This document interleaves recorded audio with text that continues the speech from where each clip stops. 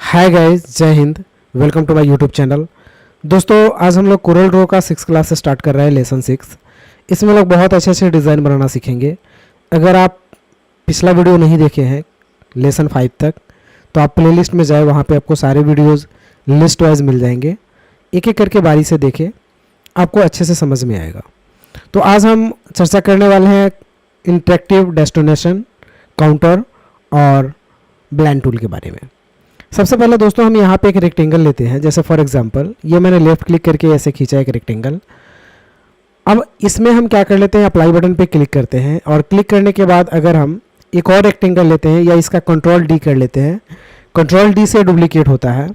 Duplicate करने के बाद इतना नीचे हम सपोज ऐसे रख लेते हैं और अप्लाई करके दोनों रेक्टेंगल को सेलेक्ट कर लेते हैं।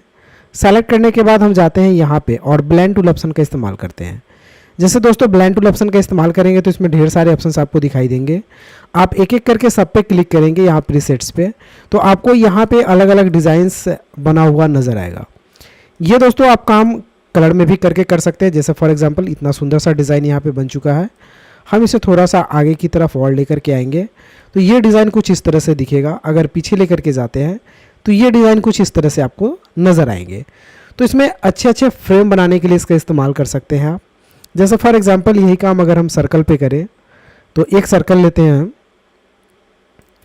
कंट्रोल डी करते हैं तो डुप्लीकेट होता है। इसको थोड़ा सा नीचे डालते हैं ऐसे और अप्लाई बटन पे क्लिक करके हम दोनों को सेलेक्ट कर लेते हैं। देन दोनों जब सिलेक्शंस हो जाती है तो हम जाते हैं डेस्टिनेशन ब्लेंड टूल पे और यहाँ ब्लेंड टूल पे क्लिक करते हैं तो यहाँ पे मुझे एक ऑप्शंस दिखाई देगा, ये जो प्रॉपर्टीज़ बार है इसमें। तो यहाँ पे हम एक एक करके सब पे क्लिक करेंगे तो ये डिज़ाइन मुझे कुछ इस तरह से नज़र आएंगे। तो ये अलग अलग डिज़ाइन बनते हैं दोस्तों। आप जिस पे भी क्लिक करेंगे उसके हिसाब से ये डिज़ाइन आपको यहाँ पे कन्वर्ट, जैसे ये देखिए कितना अच्छा सा ये कर्व फूल बना हुआ है। इसको हम थोड़ा सा पीछे करते हैं तो ये आपको इस तरह से नज़र आएंगे, ये वाला डिज़ाइन। तो आप ऐसा डिज़ाइन अगर बनाना चाहते हैं तो आप इसका इस्तेमाल कर सकते हैं। कुछ इस तरह का डिज़ाइन आपको नज़र आएंगे। अगर दोस्तों इसी को हम कलर कर लेते हैं, जैसे फॉर एग्ज़ाम्पल एक हम रेक्टेंगल ही बनाते हैं और इसको किसी कलर से कलर कर लेते हैं, फिर कंट्रोल डी करते हैं तो ये डुप्लीकेट हो जाता है। इसको किसी दूसरे कलर से कलर कर लेते हैं, देन थोड़ा सा नीचे डालते हैं और अप्लाई बटन पे क्लिक करके दोनों को सेलेक्ट कर लेते हैं।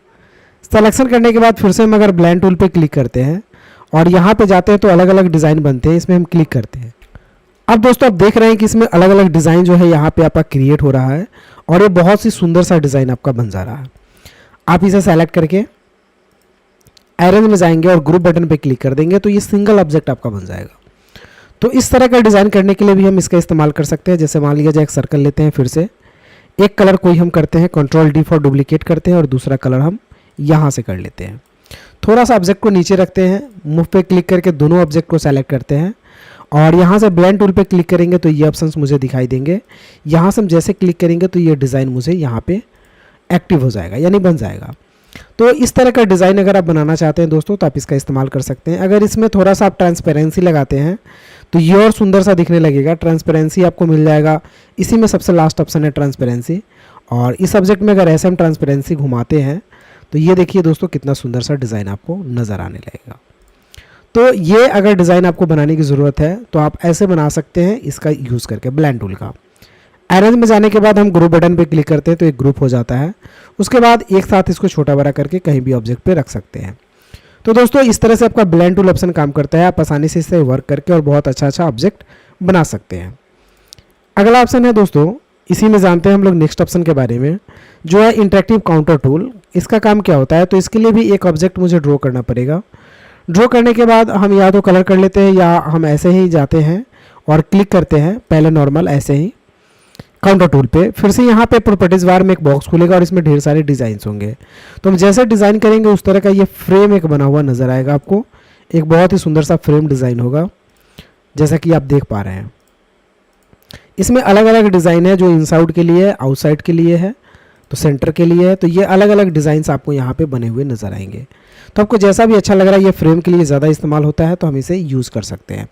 अगर दोस्तों हम इसी को कलर कर लेते हैं कोई ऑब्जेक्ट को बना के, या फिर हम पहले एक बार सर्कल पे बना करके देखते हैं, सेम चीज़ क्लिक करते हैं और सर्कल पे अप्लाई करते हैं तो कुछ इस तरह का फ्रेमिंग आपको नज़र आता है ये डिज़ाइन का। तो ये सर्कल का डिज़ाइनिंग है। अगर हम इसी चीज़ को कलर करते हैं तो देखते हैं कि कलर में आपका किस प्रकार का नज़र आ रहा है। तो हम एक यहाँ से रेक्टेंगल लेते हैं और इसको कोई कलर कर लेते हैं। कलर करने के बाद फिर से हम इसी पे क्लिक करते हैं और क्लिक करने के बाद प्रॉपर्टीज़ में जाते हैं। उसके बाद अगर हम डिज़ाइन करते हैं तो इतना सुंदर सुंदर डिज़ाइन यहाँ पे आपको नज़र आएंगे जो ऑटोमेटिक आपको बाय डिफ़ॉल्ट बनेंगे। सिर्फ आपको क्लिक करने हैं और डिज़ाइन से यहाँ पे देखने कि आपको कौन से अच्छे लग रहे हैं। तो जो भी अच्छे लग रहे हैं उस डिज़ाइन को आप अपने फ्रेम के लिए इस्तेमाल कर सकते हैं। अब दोस्तों एक और ऑप्शन बचा हुआ है, इसको हम देख लेते हैं आज के क्लास में। ये ऑप्शन है दोस्तों जिसको बोलते हैं हम लोग डेस्टिनेशन टूल। इसके लिए भी मुझे एक ऑब्जेक्ट रेक्टेंगल बनाना पड़ेगा और एक कलर कर लेते हैं। दोस्तों ये भी काफ़ी इंपॉर्टेंट ऑप्शन है। हम इसे अप्लाई करते हैं और इस पर क्लिक करते हैं इस ऑप्शन पे जिसका नाम है डेस्टिनेशन। तो इस पर क्लिक करने के बाद यहीं पे प्रॉपर्टीज़ बार में आपको ऑप्शन दिखाई देगा। अब इसमें भी ढेर सारे आपको डिज़ाइन दिखाई देंगे। आपको जैसे डिज़ाइन पे क्लिक कीजिएगा ये ऑब्जेक्ट वैसा ही आपका मूव हो जाएगा, मतलब उसी चीज़ में ये डल जाएगा।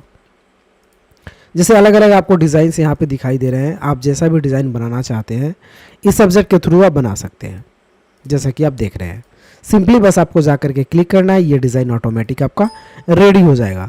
तो ये ऑब्जेक्ट बनाने के लिए भी हम लोग डेस्टिनेशन का यूज कर सकते हैं। इसे सेलेक्ट करके आसानी से आप छोटा कर सकते हैं, जहाँ पे भी मूव करना वहाँ रख सकते हैं। कलर्स वगैरह जब भी चेंज करना चाहें तब आप आसानी से भी इसका कलर चेंज कर सकते हैं। तो दोस्तों आज के क्लास में हम लोगों ने इतना 3 ऑप्शंस को देखा। फिर अगले क्लास में हम आगे की ऑप्शंस को देखेंगे। अगर आप मेरे चैनल पे नए हैं तो चैनल को सब्सक्राइब कर लें, क्योंकि इस तरह का एजुकेशनल वीडियो आपको एडिटिंग से रिलेटेड हमेशा मिलता रहेगा। फिर मिलेंगे दोस्तों किसी अगले वीडियो में, तब तक के लिए take care, have a nice day, bye bye.